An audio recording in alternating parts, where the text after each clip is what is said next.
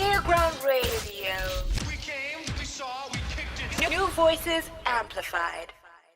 Yo, Plot, my brother, what's up? Hope you're good. I just thought of something because today I was creating a playlist for the day, and it's a holiday, so ndanyatoti rakandinyatsotsaga musambo wekundispaka unondispaka that will lift up my mood. And after like really thinking deep, I was just like, yeah, I'm a piano ndoifarira. I love the Niger. But the playlist that I finally came up with was local. I was just like, what? This morning, it's such a Misty put it, it's such an XQ morning. So then I lined up all songs from XQ because he's one of my favorite local artists and I respect him. But why I decided to then send this VM to you is because I always like see posts and interactions and whatever.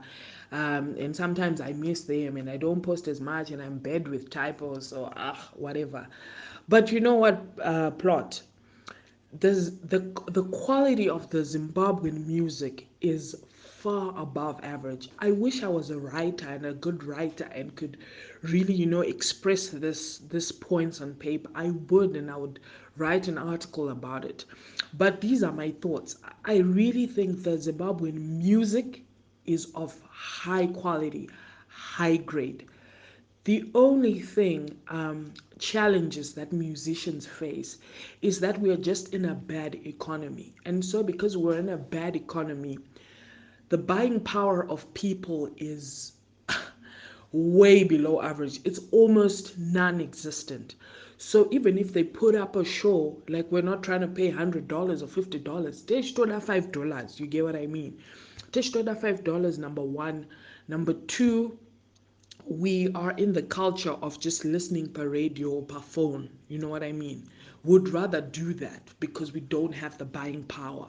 So I think that's the number one challenge as artists face, that we are just in a bad economy. Their music is above average. It's stellar. It's incredible. It's amazing. And people usually compare us with like Nigeria or like South Africa and say, be yourself, be authentic. But if if if you just take a look at it, look at all the top artists. What language do they sing in? They sing in Shona. So we are authentic. We are authentic.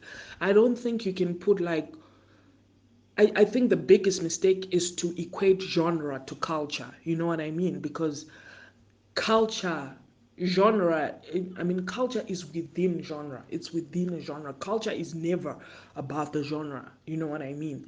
And so our quality is stellar. It's just that we are in a bad economy and people have, buying power, ishoma.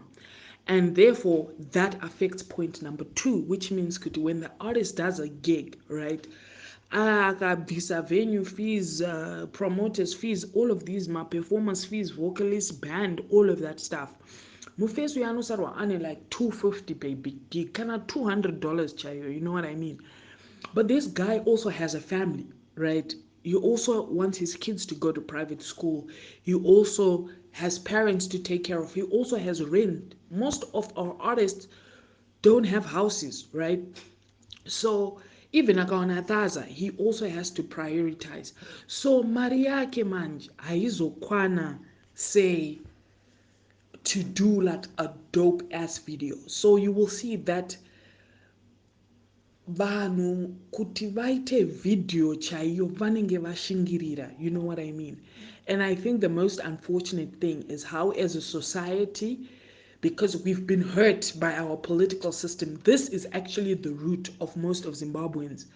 The root of the problems of most Zimbabweans is because we've been hurt by the political system, economic system, such that we are just angry inside and we have no outlet. So when we see something, we want to point out the bad things because we live in a common way. Most of the things are just bad and substandard, and so we always want to point out, and that energy is transferred even into the music circle, where people would rather point out what's wrong with, say, Excuse videos or Tammy's videos, and never say anything good about it. That's the culture. And sadly it always affects the artists. It's very discouraging. You would imagine saving your money for a long time, negotiating nema videographer, cinematographer, months or weeks of recording, right, only to put it out there and people say this is rubbish. It actually affects the emotional, psychological, place of the artist. But this is the reason why I then bigger local artists. Because imagine they're working almost zero budget. Imagine the negotiations they have to go through. They're in an economy that's not functioning properly. They are literally always bombarded left, right, and center by negative criticism. But you know what? They never stop making music. They never ever stop making music. And so I'm always like encouraged. Like I see the negative comments, but I think I see things from a long term vision. And so when I look at a music video and an artist and the music industry, like I hear what people say and criticize the awards and whatever etc. But I look at things from a long term perspective and I'm like, what's important to me is not what's happening, what's happening currently is important, but what's the most important for me is not what's happening currently in the industry. I look at the long term. I look at the fact that 15 years ago we didn't have the dancehall awards. Now we do. Okay, we look at the fact like Sungura yaitopa, now it's in dancehall.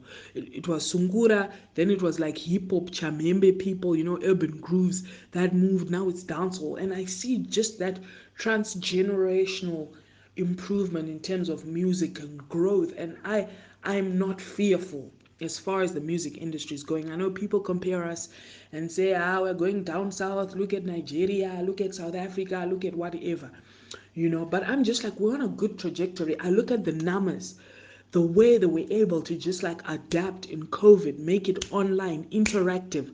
Shamari, that's set by Natty O, Fam, and Pop Tame, and Anita Jackson. That was major fireworks. That was international standards. But so we are in good hands. I think we are making the right trajectory. But I love the interactions we make on social media and the questions we asked. I remember just sitting through Who's Dropping the Ball, and I saw this Who's Dropping the Ball part 2, and I'm like, these are the conversations that we need to have. So we should never subtract those conversation. Neither should we limit people to just positive comments. But I think the encouragement or the what we need to push more is balanced opinion. Like you can say negative about XQ and a video, but try to look for something positive. You know what I mean? I think that will do more good to the industry and to the artist than just speaking of the negative and just bombarding them, whether it's criticism, constructive criticism or not, right? So I think we're generally in a good direction. I think we're doing well. I mean, look at the caliber of artists we have. Like, look at Odious, look at XQ, look at Rocky, look at Pop 10, look at Natty All, look at DJ Tamuka, look at Vama Kumbe, look at the sound Yamambo Duterere, look at Ja Praise, look at Feli Nandi, Tererai Mugwadi, Plexidus Wenyika, even the Royce Road. Look at Sani Makalima, you know what I mean? Look at Boys Changoburwa, like look at T-Gons. I mean, look at all of those artists. How can one stand there and say the quality of music in Zimbabwe is below average? Fam, it's the Della Cream. It's the Della Cream. We've got great music and so much of it. And I think my prayer is just that the corporate world would understand and see the value, like the conversation you once made to say, can you see the value in this artist? They can drive so much more, even for your brand, but don't do it for your brand. Can you do it for the artists? Because these guys can be international. They can bring in remittances, like if you push a client like Ja Praiser, right? And imagine if he goes to Belgium, if it goes to Tanzania, wherever he performs and your logo is there, it pushes your brand as well. You know what I mean? But just on the basis of corporate social responsibilities, I hope the corporates see that this is part of their responsibility. I know I always put the conversation like no one owes no one anyone anything, but I think as corporates, we, and I'll include myself, because it's not only the job of the big corporates, even small corporates can sponsor. Like I remember the last time did you know what, plot, we need to do a competition, nongoroa, a few headshots. Imagine if we just say, there's a new and upcoming artist, right? We do a free shoot for him. He's got great visual, he's got great design. I do the photography, you do like the design, someone does whatever. We look for a guy to do a free video for him. you know in the bigger scheme of that artist's journey, it might not look like a big thing, but it's probably the stepping stone they need. We need to create our own, you know, content and money and promote things, even as small businesses, but more so big businesses. But I think our future in the Zimbabwean industry is on steroids. We are clear. We just need more money to be put into visuals, because the future of even the past of TV and the music industry has always been visuals. In America, you see the hot girls with a big ass and big boobs and shaking the tail further. That's what sells music. You know what I mean? That's what sells music. And I'm not saying that all videos should be like that, but I'm just saying, Kuti, the quality of the video and the creativity of a video is really what pushes the artist. Tokwazanenzwa pa radio, but say, I remember when I watched Provoker, when I watched that table shoot, it was my favorite, and I got hooked to that song. I'm biased. I'm such a Ja Praiser fan. I remember watching video yamkwash huku ichimhanyiswa mudhara, kamera iri paground, ronini richitenderera nebhutsi yemunhu mudhara. Ndakati, yeah man. And I remember playing that song. I think in the first month I played it, and I would stream it. I played it on YouTube. I do not exaggerate, plot, maybe 70 times. Like, it was on every single day. And I think when visuals are great, it does a lot for the artist. So I think we just need to feed in money into the artist, sponsor the artist, help the artist, because besides what he makes Kusho, right, he also has responsibilities. And I think us coming together to support artists is probably a shorter route, as opposed to waiting for the economy to kick in. So, and I think also, even as big corporates, small corporates are doing something, we help them put content out there that's actually attractive to the big corporates. And this is not for money, it's not for show, it's not for recognition, but I think it's just for the love of music, for the love of the industry.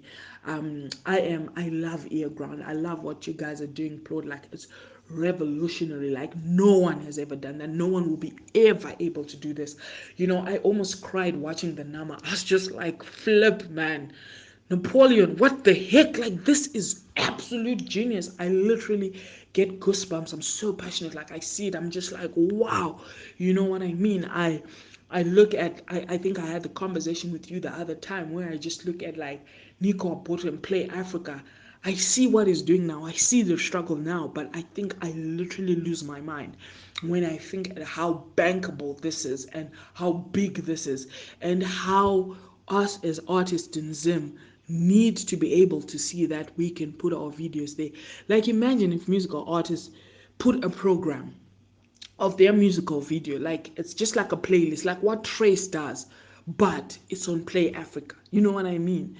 And it's just putting our content out there, just Zim music, Zim artists. Interview, I know you guys do with earGROUND, and you're much more into the music industry, but imagine doing like documentaries of artists, like what So Profound was doing, and playing that on Play Africa. It's huge, man. I wish people would see that. Sometimes when people do a startup and they want to go global, whatever they're fighting is not really just for them. It's for all of Zimbabwe. And that's why I love, I think I made a post like, that's why I love Send It To. It's originally Zimbabwe. It's by Mvezo, you know what I mean? And it's just like, it is us, it is ours. And I think that is what makes the difference between Nigeria and South Africa, because Nigerians really love their Nigerian music. They stream it, they pay for it, they attend shows. I know bigger, but even within the musicians, it's very common to say Didi ya droba.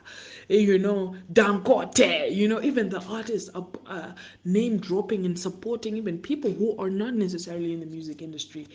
South Africa, like they kubawa kunenge kuchingoridzwa amapiano hakuna ana arakeli mdara. You know what I mean? It's amapiano straight. Well, imagine that Kurukunoku Club, and we are playing like urban grooves, like talky vibes, like Nati or like Enzo I shall, our stuff like Odias, like much of that content, you know what I mean? That would be absolutely great. And this is the longest VN you've got it for me, but I'm just a spectator with regards to music, but I really just love your content. I love the music industry. I love local content. I love local languages. I love everything that's local. I'm really passionate about it. Even from the food that I eat, plot. Like, I love maguru. I love mazondo. I love open fire. I love traveling out into the countryside. I love wildlife. I just love local. I love African, and I love what you guys are doing for the music industry. And trust me, it is not in vain. We are definitely going up. There is at no point did our you know trajectory on the graph go down. Even in COVID, it was still at an angle, at a gradient, and we're moving up. It will take time, but we're definitely in the right direction. God bless you, man, and have a great day. You, man, and have a great day. You, man, and have a earGROUND.